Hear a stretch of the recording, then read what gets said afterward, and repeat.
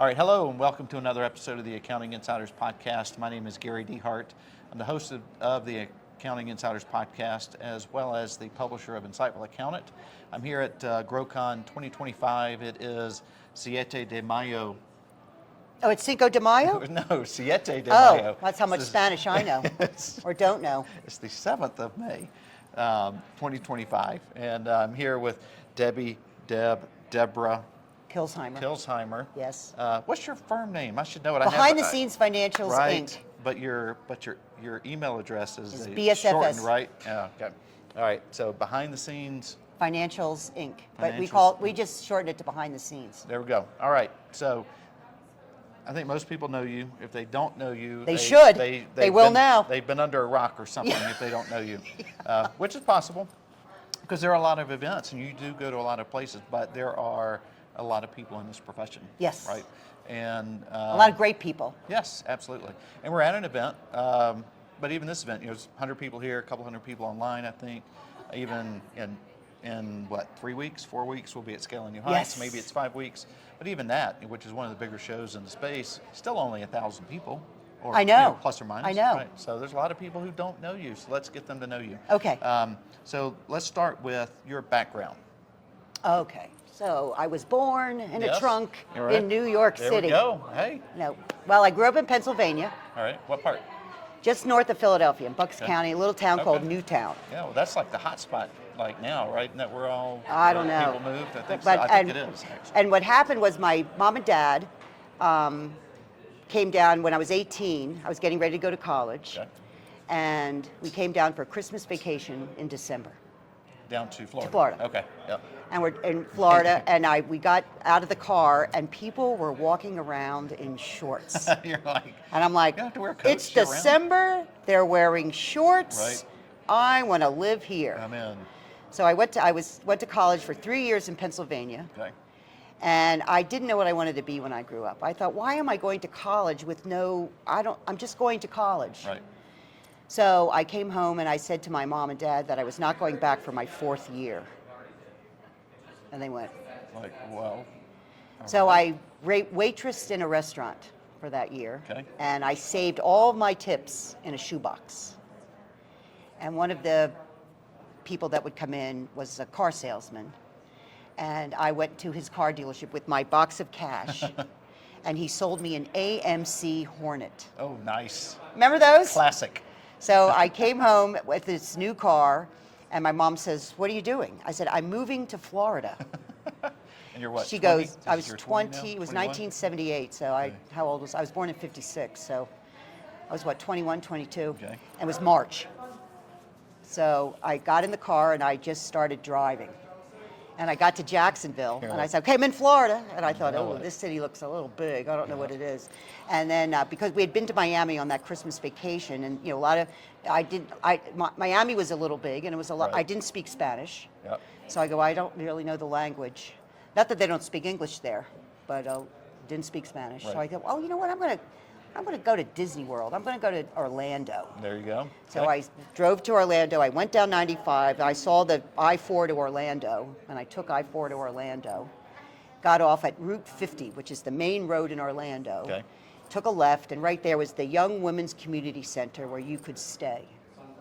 And I walked in, and I said, "Do Like, you have?" I'm a young woman. Yeah, I qualify. I identify and yes, I am.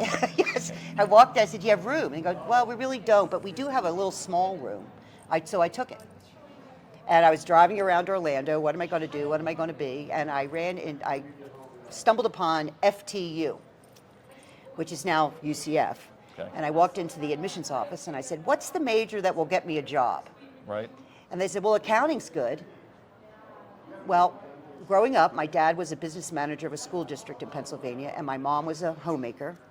They both had master's degrees, and education was very important to them. So I grew up in an accounting family. Okay. But my mom told me that I didn't have math skills. So I never considered myself that I could do accounting. Right. Now, you have to understand, my dad was not into sports. He liked doing tax returns part-time in the evenings, and he would bring me into the basement. Debbie, let me show you how to do this tax return. And he'd show me all he does, and he'd show me and I would sit there looking at my dad, you know how we do with our dads. And so I knew how to do tax returns real simple. See, Evan's like that right now, filming this. He has that same look looking at me. Yeah. So I thought, well, okay, accounting, but my mom says I'm too stupid to do math, but let me try it. Yeah. So I started as an accounting major, and I really liked it. I'm like, this is like a puzzle I get to solve all day long. So then they said there was this thing called CPA. Well, what's that all about? So they said, well, you passed this big test. So I graduated, I got a job in a CPA firm, I passed my CPA exam, and I went to work with the CPA firm, and I hated it. I hated it. Yeah. Because we kept track of our time every 6 minutes. We were always looking backwards. No matter how efficient I got, that meant I did more work. Because now I had more time to do more work. You're done with this, now do Yeah, the next now one. do another one. And I got my review, and my boss Ron said to me, "You're not as good as Tony." And I went, "What do you mean I'm not as good as Tony?" Tony's billable rate per client was much higher. I said, "Yeah, because Tony's not as smart as I am." Yeah. Tony doesn't, you know, why? And I said to him, I remember I was 25 years old, and I said, "Why are we billing by the hour? I mean, this makes no sense to me. Charge a flat rate. Then you can charge, everybody knows exactly what they're buying." I'm sure you got like a blank look Yeah, back he looked at me you, like I'd but grown a it's like, second head. What is wrong with you? I would said, you "Why say aren't that?" we friendly to people?" When I would do audits, I'd go in, and he got Why mad aren't we because, friendly to you know, because I wanted to, I became nice to the staff because I was the one bothering them. No one likes the auditor. Right. So, you know, I'm asking for a receipt from 2 years ago for December to make sure they posted in the right period for the right amount. You know, so I'd always go up to them nicely and say, "You know, I know this is a real pain. I need to see the receipt from December. If you get an opportunity, would you mind helping me out?" And they always would. Yeah. But I didn't say, "Well, I'm the auditor. You need to get me this right now." Get now. I'm important. And my boss got mad at you. "That's not how, you know, that's not professional." I said, "What do you mean it's not professional? I just think it's being kind and nice." Right. It's like, What does professional mean? Being mean and nasty? I didn't make the connection. And he goes, "Well, you're just too friendly." What? yeah, that makes sense. Yeah. So I thought, you know, I really hate this job. And then it was 1982 at 3 o'clock in the afternoon on a Friday. Tax return was April 16th. Okay. Tax return season was over. And we're exhausted. And I'm looking on 436 in Altamont Springs. And people are driving on that road. And I'm thinking, don't they work? I'm stuck in this office. So I said to Ron, "Could we go home? Well, I mean, we're tired." Yeah. He said, "No, I pay you to sit there." And there was the clock on the wall. Right. And I'm thinking, I'm waiting for Friday at 5. This is that movie Office Space, right? It's just like, I said, I cannot do this for another 40 years. right. I hate the business model of an accounting firm. There's nothing I like about this. I like the work, Right. but I wanted to make a difference in people's lives. Because as a family, my dad was a teacher, you know, became a business manager, didn't make a lot of money. He worked for a school district. But what was important to my mom and dad was education of the four of us. I was the oldest of four. So I went to church camp, I went to Girl Scout camp, we rented a house for 2 weeks on the beach. You know, we had dinner on the table every night. I got new school clothes every year. I had a great life growing up, and he did it on a teacher's salary. Right, which Because he is took the impressive, bucket of money right. he earned, and he knew how to put it out to what was important. That was accounting to me, and I was not doing that as an accountant. Right. So You're in just that, looking backwards. looking backwards. So I looked down on my desk, and I was doing a Mary Kay sales director's tax return. And she was making 4 times what I was. I'm thinking, she sells makeup. Now, my mom was a gym teacher. She got a master's degree in physical education. Okay. So I knew nothing about makeup. And in fact, when I was a little girl, I took ballet lessons. And the only reason I took it, because I could go down the street when it was recital day and I got to put makeup on. I had a girl put makeup on me. Oh, that was so fun. So I called Valerie up and I said, I couldn't help but notice that you're making a lot of money. You know, could you teach me how to do this? Right. And she goes, I said, but I don't wear makeup and I really don't like sales. I mean, you know, this is so far out of my comfort zone. Well, you're kind of a shrinking violet, Yeah, I'm a wallflower shrinking type of violet. person, Yeah, so I that's understand who I that. am. Yes. And she goes, well, can you read? I go, yeah. Can you learn? I said, well, my mom told me I couldn't do math, and here I am a CPA. Right. And You do she goes, well, something. I can teach you. Come with me to a meeting, and you can see the group that I have Okay, so I went with her to a Mary Kay sales meeting, and there was a woman there, Mildred Tift, and she was talking, and that month she made $5,000. And this was in 1982. 82. And I thought, that was $1 million to me. Yeah. And I thought, and she's going to teach me how to do it? I can learn that.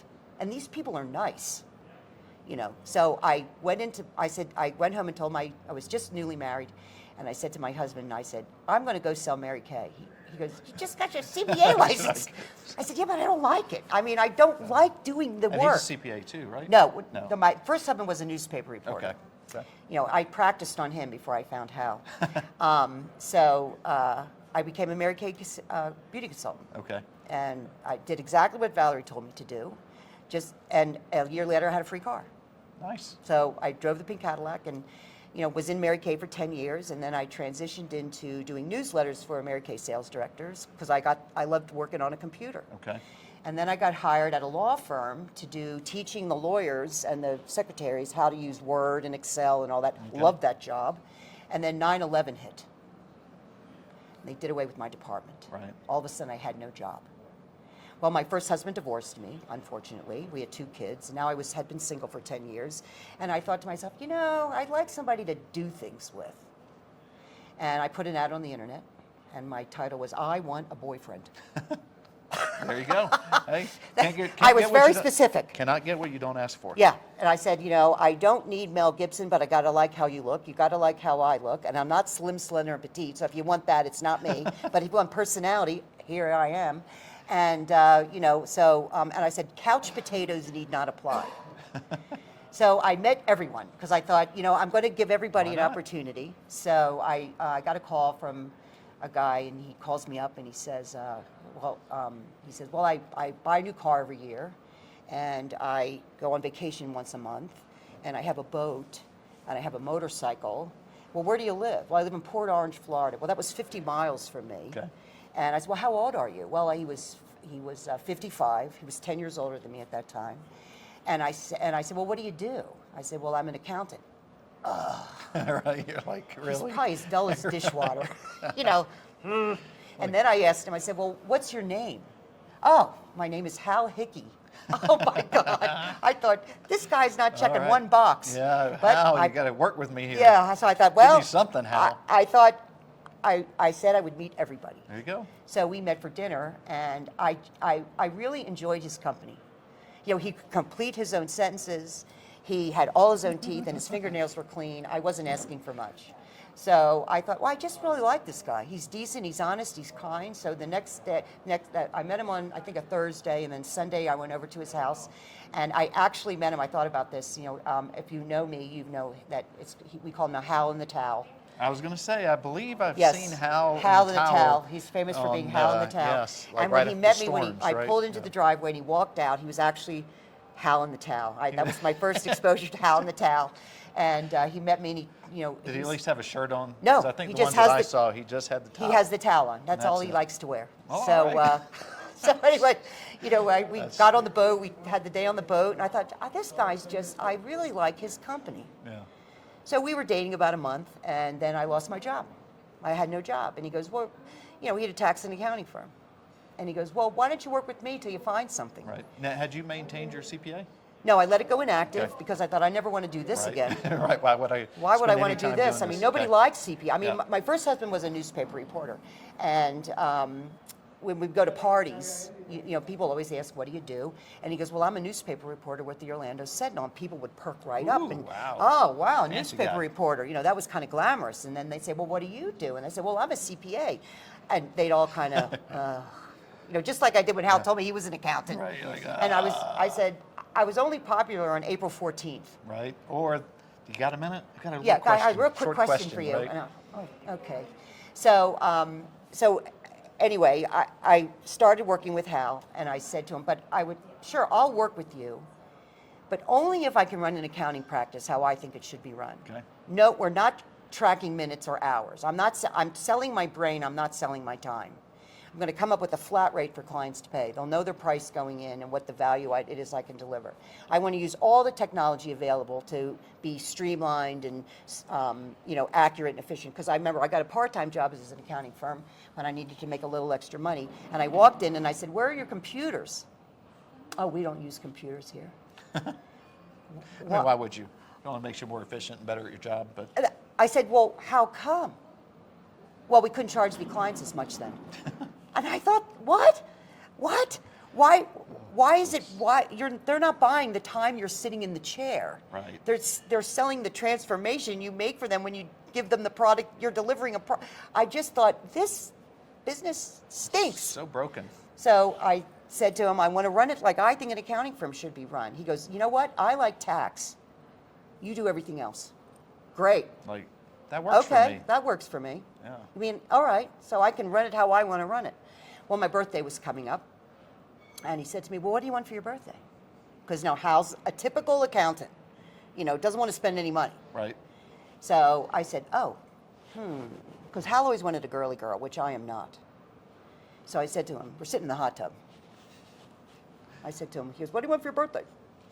I go, "Well, would you buy me a $1,000 piece of jewelry if I wanted it?" He goes, "Absolutely, I would. Let's go to the Jared's jewelry store." I said, "Well, it's your lucky day. I want to be a QuickBooks Pro advisor, and that's only $500. He goes, "You want a what?" Yeah. It's like, He goes, sounds like a "Why do you want horrible that?" gift. I said, "This is my birthday. Shouldn't you get what I want? Exactly, This is there what we go. I want." And I'm saving you $500. Yeah, I'm saving you $500. So he was smart enough to get it. We got it. Right. And I started to use QuickBooks. I knew QuickBooks, but we weren't using it in the firm. I wanted to be a pro advisor.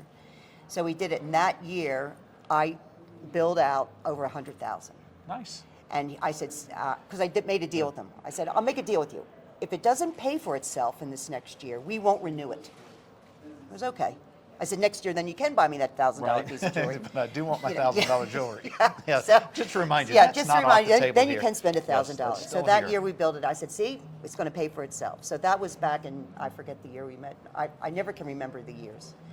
And since then, I've been very active in the pro advisor community and Yep. just love QuickBooks. And we built it up, and just the vision that I have for this profession about the difference we can make in people's lives by doing their books accurately, being more than just a bookkeeper, more than Yep. just an accountant, more than just a tax preparer.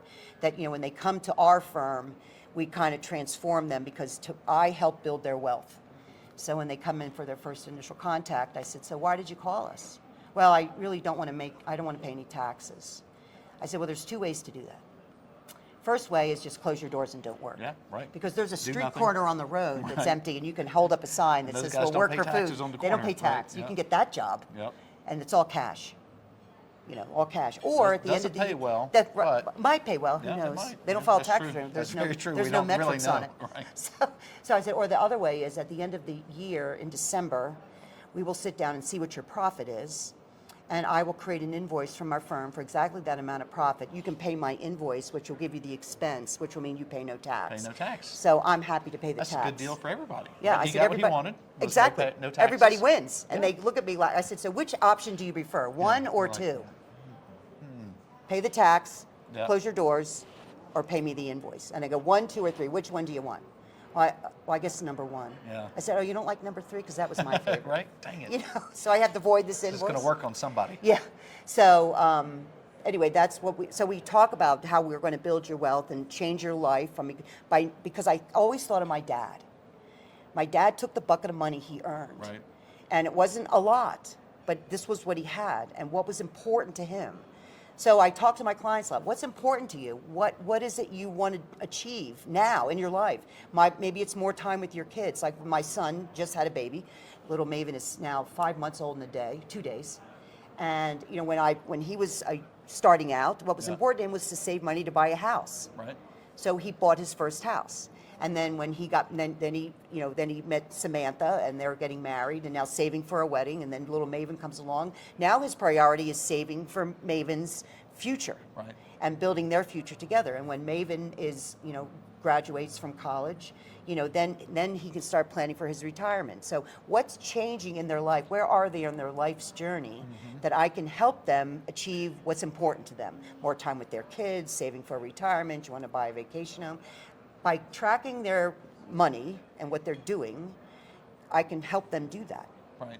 So I always like to use the example, there's two guys, two brothers, and one was very visionary, and the other was an accountant. And the visionary one comes home one day and he goes, you know what? I'd like to build a theme park, one that's family friendly, is always clean, that people want to come to. I have this idea in my head. And the brother, the accountant brother says, let's see how we can make that happen. Of course, you all know who those brothers are. Yeah. They were Walt and Roy Disney. And look what Walt Disney built. He couldn't have done it without Roy. Right. So I always tell my clients when I meet them, I said, you're Walt and I'm Roy. We're going to build your theme park. What do you want it to look like? Yeah. So how does the profession that has these deep roots that you lay out really well of this, hourly, watching the clock. I think we're better now than we were 10 yes. years ago, right? But even listening to the sessions in here, we're still on that treadmill, right? Yes. Of this, and so how do you change the conversation to the for the accountant community? If the way I'm doing business currently is the old model, right? And I hear, if you open any of the media, if you go on any social media or whatever, it's the normal talking heads saying, hey, you shouldn't be billing by the hour, you should be doing value billing. Well, that's okay, great. It's value pricing. Value pricing. Billing is backwards. Or CAS, or Yeah. it's got 18 different names, Right, right? It's right. all, in my opinion, Right. it's all the same. Words matter. Words do matter, but it all gets Yes, you to the same yes. point, right? But where I'm trying to get to is how do people change the mindset of the way they run their firm if they're in this old school model? Right. Which, again, I think everybody agrees it's a terrible model. Right. And as a small business owner, I completely agree it's a terrible model. Do not ever send me a bill for Based 15 on the minutes hours. of my time. Don't Because, do that. because what happens is you get the bill and it says bank rec 2.5 hours, and you think, why did it take that long? Why would it take that long? Or it's So you just start questioning the time it took, not the Yes. value you got. Exactly. So to change your thinking on it, it's not easy right. because it's scary. Because tracking hours is easy to track. And accountants, we like tracking things. It's easy to quantify. Gee, they have 1,000 transactions at $2 a transaction. I'm going to charge them X dollars. That's easy. But when you talk to a client like that, they don't. What if I had 998 transactions? Right. You're going to charge me less? So, being in Orlando, I live near Disney World, and I love going to the Magic Kingdom. And I thought, you know what? When you go to a Disney vacation, and you call up and say, I want to go to a Disney vacation, they don't ask you on the phone, well, how many rides do you plan to go on? Right. How many ice cream cones do you want to eat? How many questions are you going to ask of the staff? How many times are you going to use the bathroom? They don't ask any of that stuff. Now, those are all things that you're going to do. Right. They ask you, well, what are you celebrating in your life? What magical experience do you want to have? So I thought, why don't we Disneyfy our businesses? Yeah, that's a great idea. So that's a great analogy. So we start talking about the transformation you make. So you have to, as a business owner that's doing it the old-fashioned way, you have to first off believe in yourself that it's possible to do. Because I know that a lot of times we don't make the change because we're afraid of the change. Yeah. Well, what if I made this change and I lost all my clients? Well, the good news is that everybody needs an accountant. Right. There's plenty of business out there. So you'll find new ones and better ones. It is scary to give up what you have. You might lose some, but I bet you dollars to donuts, the clients that you're now billing by the hour will like the fact that they can have consistency Right. on what they know they're going to pay. I know it's going to cost. Here's $900 out of my account. I know it's gone. I know it's going to cost. Every month. And the other thing accountants, I think a lot, well, what if I get into it and it finds that it's taking me more time than it should? Well, then you look internally at your efficiencies. Is there an app I can get to do that? Like one of the apps, my favorite apps is Cessant, in Excel Importer Exporter. I can use that app to import the data quickly. So I could hand enter it all, Right. or I can use Cessant and go, using QuickBooks Online to me is a game changer. Yep. Because now with bank feeds, it starts rolling in. And I get the argument a lot of times, well, if, I like to hand enter them because then I know they're 1,000% correct when I get them. I said, no, use the rules. So the 1,000 transactions will go in, review the financials, you find 2 that were incorrectly coded, change those 2. Right. Mine took 5 minutes, yours took all day. Exactly. At the end of the day, we're in the same place. Yep. So I started to use the efficiencies of technology to get it. So now I can take the same amount of time and talk to the clients about, okay, let's take the books and see what I see, because we can read financial statements like other people read French romance novels and look at it, and we can see the insights that the books are telling us and say, what I'm seeing is this: if we made this tweak, if we did this change, here's the best product you have, here's the highest, this is what you're spending the most money on. Look at your interest expense. How can we minimize that, where we can say, all of these things are right there on the financials, Right. by tracking it correctly. And they will value that versus how long it took you to enter in 10 checks. Yeah, because again, I always like to come at it from a business owner's perspective. I don't care how long it took you to Doesn't enter matter checks. how long it does not takes. matter to me. Does I don't not care if it matter. takes you 1 minute or if it takes you 50 Right. hours. Because one, if it takes you 50 hours, that's your problem, not mine. Right. But I care about the way you just laid it out. What I care about is the end result. The And I result. care about, and when you see that result, if you see something that's a glaring error or something that needs to be addressed, you need to call me or Exactly. text me or Right. hit me on whatever, whatever 18 Right. ways you can reach me. Exactly. You need to reach me and say, hey, Exactly. Gary, why are you paying Intuit's, ACH fee? This is ridiculous. It's Yeah, insane. if we moved you to this platform, we moved Right. you to that platform, or why aren't you using credit cards? And, well, because I'd have to pay a credit card fee. Yes, but I noticed that you get a check from a client, a customer, Yep. which means now you have to hold the check and endorse the check, fill out a bank deposit, go wait in line at the bank, wait 5 days for the check to clear. Right. That all costs money. And you never go to the bank the same day, because I have landscapers your landscaper, and the check doesn't clear for 3 weeks. Right. Because it takes time to go to the bank. I said, why don't you take credit cards, or, well, I don't want to pay the fee. So you've lost the use of my money for all that time, and why don't you use like direct deposit for your employees? Right. Because then they're not taking time out of Friday afternoon to go stand in line at the bank to deposit their check. The money's in, Right. so I talked about, when a client and then don't do the mistake of charging the client for your convenience of using a credit card. Dumb move. Raise your prices by 5%. Right. Don't nickel and dime them, because that kind of stuff will make them go somewhere else. Yep. So just it's a cost of doing business. Think of the time you save. But that's the kind of stuff I talk to clients about that create value for their business. Yep. So let's start pointing towards the exit. So if somebody hears this and they're like, wow, I got to change my ways. Right. What's step one? Step 1 is believe that you can do it. Okay, I like that. Step 1 is you. And step 2.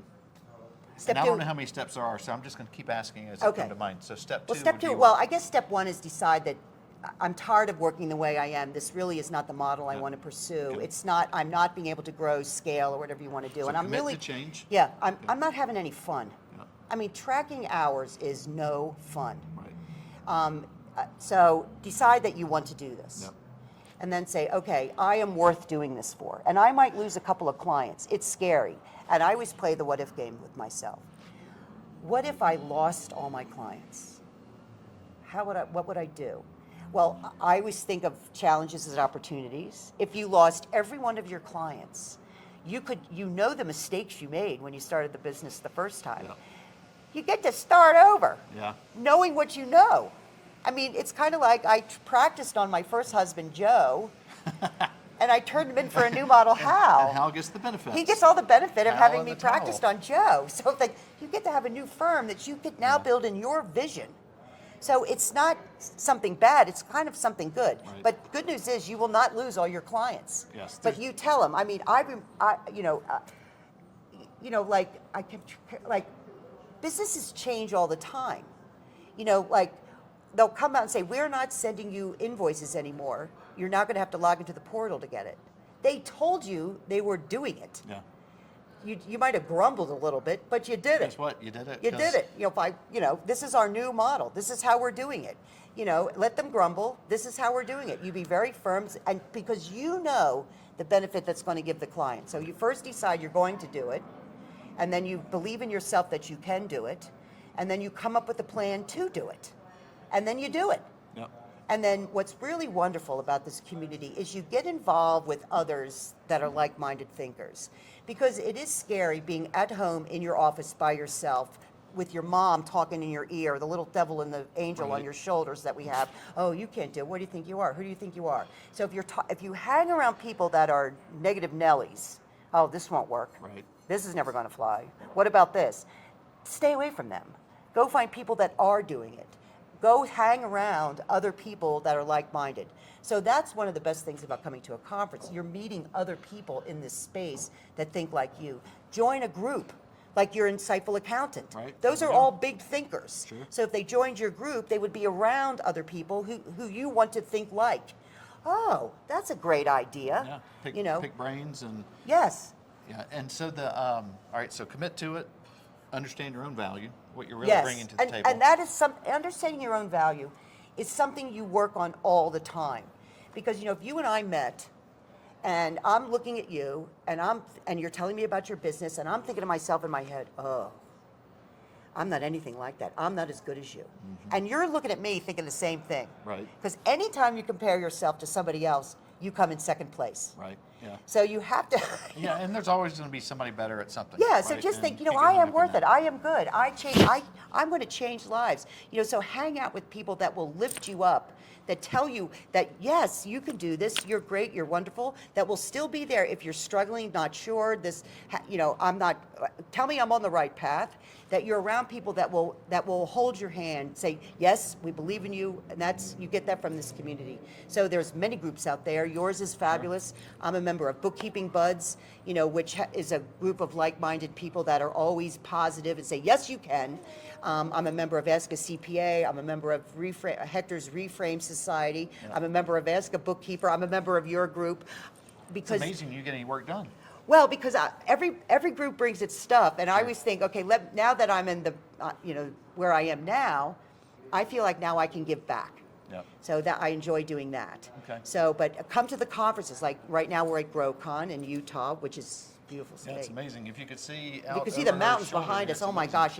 Gary and I live in Florida. Gary lives in Georgia. We don't have mountains there. Yeah, not like that. No, we have hills. Like. Right. Yeah. Especially you. Yeah. It's flat. So, all right. So we commit to doing it. We believe in ourselves. Was it in your session or somebody else's where they said find one client, kind of go through your book, find the client, do one, and make the let change. That be your guinea pig, and obviously you want it to be a friendly client. Yeah, pick a nice client. And as a business owner, it's what most of us want. Most exactly. of us, we don't want you to send me a bill. I want to know I'm paying $900, not this month. What did I get for that? Not $1,500 next month and $400 next month. I don't want that. I No. want to know the consistent number, whatever it is. And if your bill says, "Here's what I did," you're looking at what you did, right. not the value you received. Exactly. Right. So I did a class here at GrowCon about Disneyfying your business, and I talked about taking all of the tasks that we do, and talking about have to change your mind about what's the value in doing it. So when you're talking to clients, you don't talk about reconciling the bank account. You talk about the value in having done the reconciliation of your bank account, and they start looking at you weird and go, "Oh, I see," Yeah. So, but even that, as a small business owner, I don't even care about the value. I know that. I mean, I know there's value in it, but that's not the value that I'm looking for. Right. I'm looking for the value of you going in and seeing Right. that reconciliation Right. and going, "Hey, wait. Why are you doing this, not that?" Now, let me ask you a question as a business owner, because this is something that I know a lot of accountants struggle with. We give, most accountants will deliver a balance sheet and an income statement. No. I know you're in the accounting space, so you probably read yours. I do. Kinda. But I'm not an accountant, but Right. I do. And we do, about once a month, we'll sit down with our accountant and we'll Right. go through it. And we usually don't spend much time on the balance sheet because Right. most non-accountants are like, what does that even mean? What's that mean? I don't even know what that is. So I asked my clients, I said, I can we produce a balance sheet and income statement, which I'm happy to send you every month. They're important. And we think they're important. We know they're important. Clients don't realize the importance of it. So why am I giving something that they really don't want? Right. What do they want from that balance sheet and income statement? Yeah. Let me tell you what I found. Yeah. Where are we going? What I noticed is, so you take the information that's written on those two documents and you interpret them based on what you know that client wants. I see that your best-selling product is this. I know we want to do that. So, and here's the documentation to do it. If you want to go over it, we can. But instead of going, well, you spent a lot on office supplies this month. Right. Let's talk about any anomalies that I see, any weirdness that I see. You're doing a great job. Now, also, too, when I'm talking to them, I say, you're making a lot of money this year. Good for you. Let's make sure we have enough put aside when you go see how to do with your taxes, that we have enough money to pay your tax. Remember, paying tax is a good thing. Right. It means you made money. Yeah. Doesn't mean you have to overpay. We're going to do tax planning with you to make sure that we take advantage of all the benefits that are out there for you to do. We're not going to cheat, lie, or steal. And not reporting income because that way you don't have to pay tax is not tax planning. Right. Because then you won't be able to get a loan, you won't be able to build maybe your Social Security credits, you won't be able to sell your business at the highest value available. Because if you go in and say, well, here's my real set of books of the money I make, and here's my set of books I reported to the IRS, and I'm doing due diligence to maybe want to buy your business. Right. I'm thinking in my head, okay, you're a liar. Yeah. What else are you not telling me? Exactly. So we want to make sure we're profitable. And I said, and I always use, and it's true. I said, in my client base, the ones that follow the rules and use my services to the max actually make the most money. Yeah. They're realizing the dreams that they want. So that's what I talk about when I do clients and stuff like that. And again, and that's what we as small business owners, in my mind, are looking for. That's what they want. So where were we? We were on embrace the change, right? Embrace the change. Understand your value, find a client, do a test run on it, and I think drop the fear, right? Because that's the biggest thing where we're so afraid if I do this, something's going to happen wrong. Yeah. That's why the community is important because let me tell you just what happened. First off, those fears never are realized. Yeah. And most people don't want to change. They don't want to change. As a small business owner, I don't want to change accountants. It's hard to change it. They know you, they like you, they trust you. Yeah. So I'm going to try to make. I talk about the benefit. Look, we're making this change, and this is why. We know it will benefit you. Yeah. So roll with me on this. They've trusted you so far. Right. They'll roll with you. Yeah. And then stay current in all the technology. Start figuring out what AI is. You can take a firm with lots of people and now have AI do a lot of the drudgery work, which is where QuickBooks Online to me is a game changer because hook up the bank accounts, now it starts coming in. I don't have to hand enter all those transactions. Right. It does it automatically. And then what you want to do. Exactly. I now have time to do what I want to do, whatever that might be. So now I learned AI, and one of my favorite things with AI, because I use it for everything. I used it this year because I was going to Thanksgiving, and I was asked to make the sides. So I thought, So who do I go to? So I'm going to go to AI. I went to the internet and I picked out, I went to ChatGPT and I said, give me 3 sides that would be good for Thanksgiving from the American Test Kitchen recipe. Came up with 3 recipes. Okay, take these recipes and come up with a shopping list. Came up with a shopping list. Take these 3 recipes and come up with the plan so I can cook them the most efficiently. And it did. I thought to myself, fantastic. Holy smokes, I would, first off, if I did that before ChatGPT, I'd be scrolling through America's, finding the recipe I wanted. Then I would handwrite all the ingredients. Right. Then knowing me, I'd stick it on an Excel spreadsheet to maximize the amount of ingredients I would have to buy and put it in the aisles that I would have to do it. And then I would have to then plan out, how I would do it. That would have taken me an afternoon. It took minutes. Right. And I printed out and I said, okay, start the potatoes like this, and then while you're doing that, heat the oven to 3. I mean, it actually had the game plan of how to cook the sides for Thanksgiving dinner. I thought, well, I could use it for other things. Right. One day we were driving to our house in Marco Island, and a car speeds by us. And Hal goes, gee, I wonder what a speeding ticket costs. Let me check ChatGPT. Give me all the speeding fines for every county in Florida. Pop them in. Well, in this county, it costs this if we go over 100. And he goes, where'd you figure out? ChatGPT. So start using it in your business. Right. You know, come up, what's the Excel formula if I want to do this? It will come back with it. How do I do this in Google Sheets? You know, come up with 3 topics I could talk about at GrowCon. I mean, it's amazing what it can do. Absolutely. You know. All right, well, we're going to wrap. They're getting out of their session. They're getting out of the session. I don't mean rap like, I can't Oh, do yeah. that. But I we're can't gonna either. call We're too it a old for rap. that, Gary. Yes, we're going to call it a rap. Maybe I can get the Sugar Hill game. We'll go way back. I could pull off the Sugar Hill game. Do you remember those? No. That one? It's like one of the original raps that kind of went mainstream. Rap was never my thing. I No. was always into rock and roll. Yeah. Pearl Jam's my favorite Oh, band. you got like some Pearl Jam. So, all right. So there you have it. We're going to wrap it up here. Oh, you know what? I did say, wanted to find out, what are you going to do when you grow up? What's your, what's your next step? Let me tell you what I'm doing now that's really exciting. Yes. I co-host a YouTube channel and podcast called Bookkeepers on Fire with my very good friend Donna Reed. So please go to Bookkeepers on Fire, like, subscribe, and share. There you go. We want to get our numbers up. So that's on YouTube and Spotify, Apple TV. And what I want to do when I grow up, I still feel like I'm 21, even though I'm going to be 69 in about 2 weeks. I know I don't look. Happy birthday early. Thank you. What I want to do is, you know, I want to change this industry by talking more about this kind of stuff, that we have value as accountants. We're not just Absolutely. bookkeepers, Yep. just accountants, just tax preparers.